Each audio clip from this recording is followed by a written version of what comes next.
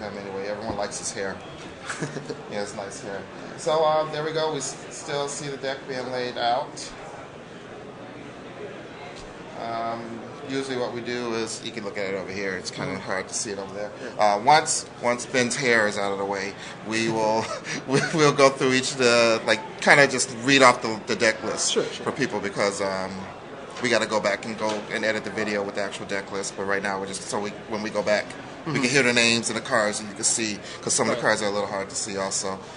So Ben's hair is done. That looks about done. I think we could do the main deck. Is that all your main deck cards right there? Yeah, I mean, I know the list, like, in and out. So we can just go through, like top to bottom, left to right. So that, like, go brainstorm and careful study across like that. Yeah, I mean, I have 4 brainstorms, 3 careful studies, 4 forces, 3 ponder, 4 reanimates, 3 mysticals, 4 entombs, 1 show and tell. We're gonna pause because we got a feathered back hairdo still in a way. Nice hair. He says he needs a haircut, but you know, I think he's going for a look. He was just a little embarrassed to actually admit that his hair is supposed to look like that. Okay, all right. So now we can continue with the 4 exhumes. Thank you for the compliments on the ponders. Those are nice ponders, and the hair is back.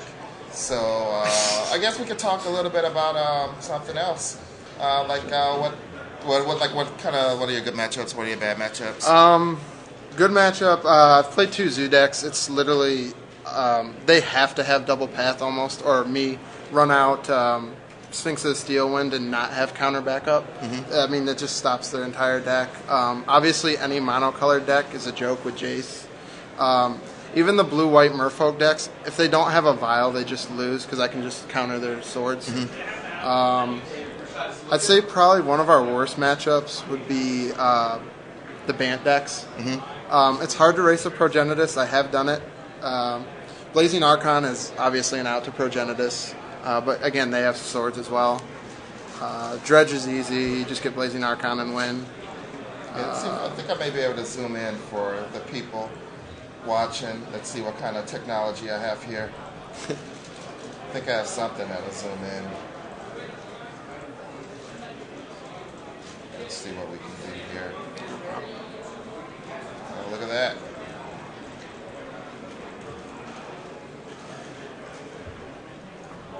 All right, let's go through the deck list again. Okay. Let's start at the top. Yeah, so we got the 4 brainstorms, 3 careful studies, 4 forces, 3 ponders, 4 reanimates, 3 mystical tutors, 4 entombs, 1 show and tell, 4 exhumes, 1 duress, 4 days, and then 1 imperial archangel, 1 Sphinx of the Steel Wind, 2 Ionas, 1 Sundering Titan, 1 Inkwell Leviathan, and 1 Blazing Archon.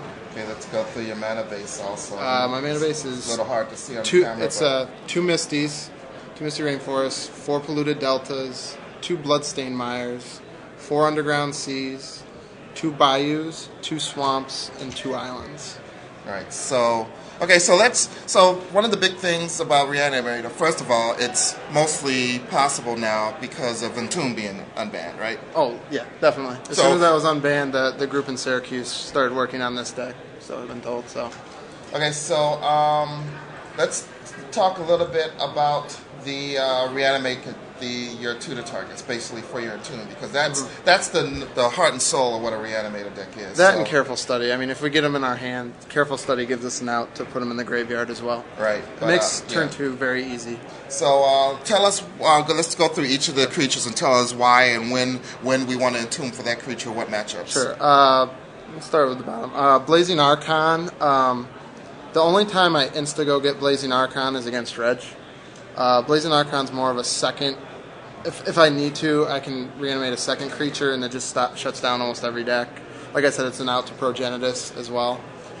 Inkwell Leviathan, if you don't really know what your opponent's playing, that's generally what I tend to go get. Like, if I don't see white, I'll go get an Inkwell Leviathan. Because almost Leviathan it has Island Walk, and Shroud. Okay, so it's probably going to be unblockable. Yeah. And hard to kill. Hard to kill. Very hard to kill. Sundering Titan is also more of a the second creature you want to reanimate, you can just lock your opponent out of the game by blowing up their lands. It's also obviously good against lands. It's decent against aggro loam too. But Ionas are against any mono white deck, or if you're ahead on board position and they play white, you just name white and ride Iona. Sphinx is good against goblins and Zoo, obviously. And Imperial Archangel is there more for Zoo matchups or burn. Okay. All right. So let's look at your sideboard. Let's go through the sideboard cards. Sure. And so we start off with the 2 Crows and Grips. 2 Crows and Grips. Another one of our not-so-great matchups seems to be this new countertop deck that's kind of emerging that plays the new Jace. They tend to play at least one Edict main deck, and they also have a couple other things. So Jace can be a problem just with the bounce. So Crows and Grips can be good against them. Obviously against Graveyard Hate like Crypts. Good against Counterbalance itself. And the Extirpate I just kind of have as if I really... if there's a problematic card, it's an answer. I bring it in against Dredge as well, just to, if they're stuck on Dredge, I can remove a Dredger or their bridges, things like that. The bounce package is kind of just comes in against everyone, obviously for the hate.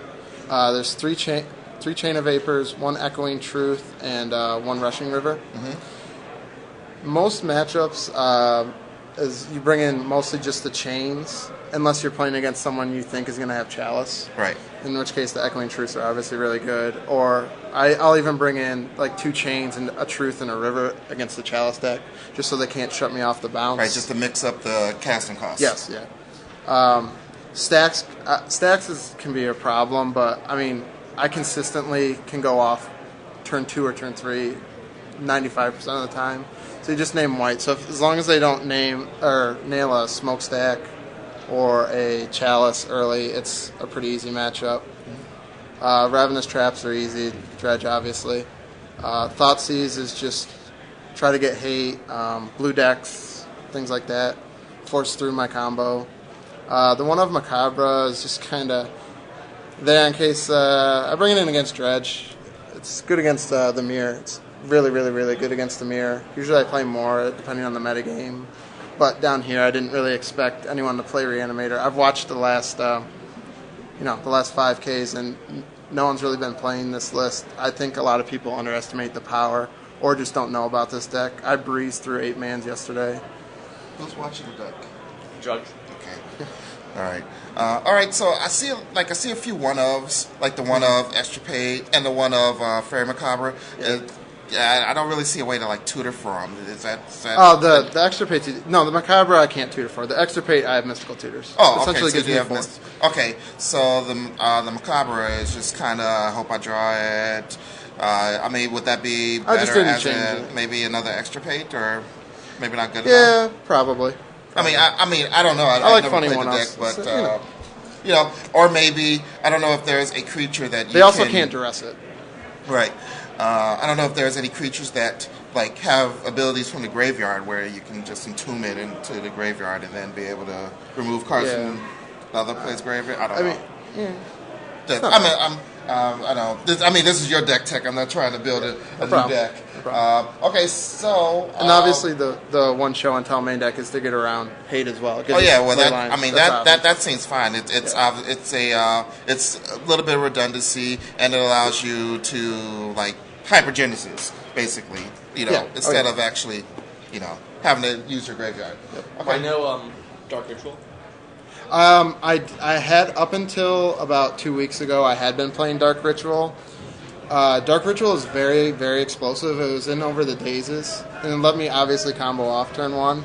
But I like the This is a lot more consistent list, and the dazes are just that much better than the Ritual. You don't need to have a turn 1, and you can consistently turn 2 very easily with this deck through Reanimate. Okay, so let's say after this was 4 rounds we've been through. Mm-hmm. Okay, you get to change your deck, change some cards around. What would you change? Would you change anything, or is this the perfect 75? Even if it's specifically for this tournament. Specifically for this tournament, Honestly, no, because there seems like